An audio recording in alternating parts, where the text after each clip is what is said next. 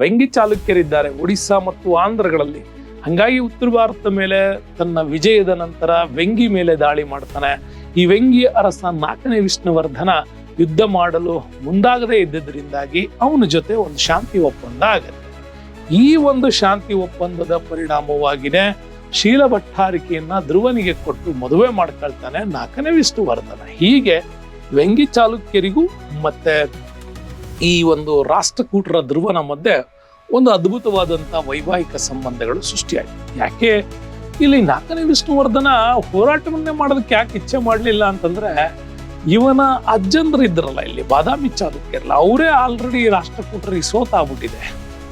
ಇವನ್ ಮತ್ತೆ ಹೋರಾಟ ಮಾಡಕ್ ಹೋಗ್ತಾನೆ, ಮಾಡ್ಲಿಲ್ಲ. ಆ ಉದ್ದೇಶಕ್ಕಾಗಿ 4ನೇ ವಿಷ್ಣುವರ್ಧನ ಮತ್ತು ಧ್ರುವನ ನಡುವೆ ಒಂದು ವೈವಾಹಿಕ ಸಂಬಂಧಕ್ಕೆ ಸಾಕ್ಷಿ ಶೀಲಭಟ್ಟಾರಿಕೆಯನ್ನ ಅವನು ಧ್ರುವನಿಗೆ ಮದುವೆ ಮಾಡಿಕೊಡ್ತಾನೆ. ಅಲ್ಲಿಗೆ ಒಂದು ರೊಟೇಷನ್ ಪೂರ್ತಿ ಬಂದ್ರು ಇವರು. ಗುಜರಾತ್ ಆಯ್ತು, ಕನೌಜ್ ಗೆದ್ದಾಯ್ತು, ಪಾಲವಂಶ ಗೆದ್ದಾಯ್ತು, ವೆಂಗಿ ಚಾಲುಕ್ಯರು ಗೆದ್ದಾಯ್ತು. ಇನ್ನು ಉತ್ತರ ಭಾರತದಲ್ಲಿ ಯಾವ ಸಾಮ್ರಾಜ್ಯನೂ ಇಲ್ಲ. ಹಂಗಾರೆ ಎಲ್ಲಿ ಬರಬೇಕು? ದಕ್ಷಿಣಕ್ಕೇ ಬರಬೇಕು. ಈಗ ದಕ್ಷಿಣದ ಮೇಲೆ ದಂಡಯಾತ್ರೆ. ದಕ್ಷಿಣದಲ್ಲಿ ಗಂಗರ ಮೇಲೆ ದಾಳಿ ಮಾಡ್ತಾರೆ. ಧ್ರುವ ಗಂಗರ ದೊರೆ 2ನೇ ಶಿವಮಾರನನ್ನ ಮುದುಗುಂಗೂರು ಕದನದಲ್ಲಿ ಸೋಲಿಸ್ತಾನೆ. ಯಾವಾಗ ಮುದುಗುಂದೂರು ಕದನದಲ್ಲಿ ಗಂಗರ 2ನೇ ಶಿವಮಾರದ ಒಂದು ಯುದ್ಧ ಆಗುತ್ತೋ, ಅಲ್ಲಿ ಅವನನ್ನ ಬಂಧನದಲ್ಲಿಟ್ಟು ಗಂಗವಾಡಿ ಪ್ರಾಂತ್ಯಕ್ಕೆ ತನ್ನ ಹಿರಿಯ ಮಗನಾಗಿರ್ತಕ್ಕಂಥ ಸ್ತಂಭ, ಕಂಬರಸ ಅಂತ ಕರೀತಾರೆ, ಅವನನ್ನ ನೇಮಕ ಮಾಡಿ ಇಡೀ ಗಂಗಾವಾಡಿಯ ಪ್ರಾಂತ್ಯವನ್ನ ಧ್ರುವ ತನ್ನ ನೇರ ಆಡಳಿತದಲ್ಲಿ ಇಟ್ಕಟ್ಟ. ಅಂದ್ರೆ ಒಡಿಸ್ಸಾ ಪೂರ್ತಿ ಆಂಧ್ರ ಗೆದ್ರೆ ಎಂಟ್ರಿನೇ ಬಳ್ಳಾರಿ, ಹಳೆ ಮೈಸೂರು ಪ್ರಾಂತ್ಯ. ಇದಿಷ್ಟನ್ನು ಕೂಡ ಗೆದ್ದಾಯ್ತು. ಗೆದ್ರೆ ಇನ್ನೆಲ್ಲುಳಿತು? ಸ್ತಂಭ, ಕಂಬರಸನನ್ನ ಅಲ್ಲಿವರೆಗೆ ನೇಮಕ ಮಾಡಾಗಿದೆ. ಹಳೆ ಮೈಸೂರು, ಬಳ್ಳಾರಿ, ತುಮಕೂರು, ಕೇರಳ, ಬೆಂಗಳೂರು ಅಷ್ಟು ಬಂತು.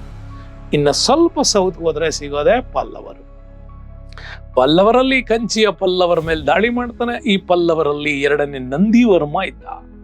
ಈ ನಂದಿವರ್ಮನನ್ನ ಕೂಡ ಸೋಲಿಸಿ ನಂದಿವರ್ಮನ ಅಧೀನದಲ್ಲಿದ್ದಂಥ ಅನೇಕ ಆನೆಗಳನ್ನ ಈತ ತನ್ನ ಕಪ್ಪ ಕಾಣಿಕೆಯಾಗಿ ಪಡೆದ ಅಂತ ಕೂಡ ಹೇಳ್ತಾರೆ. ಅಲ್ಲಿಂದ ಪಡೆದು ವಾಪಸ್ ತನ್ನ ಸಾಮ್ರಾಜ್ಯಕ್ಕೆ ಬಂದ್ರೆ ಅಲ್ಲಿಗೆ ಮುಗದೆ ಹೋಯ್ತು.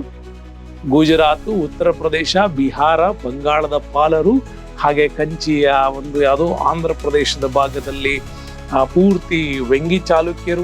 ಇನ್ನು ಗಂಗರನ್ನ ಸೋಲ್ಸಾಯ್ತು. ದಕ್ಷಿಣದಲ್ಲಿ ಪಲ್ಲವರನ್ನ ಸೋಲಿಸಿದ್ರೆ ವಾಪಸ್ ಬರ್ತಾರೆ.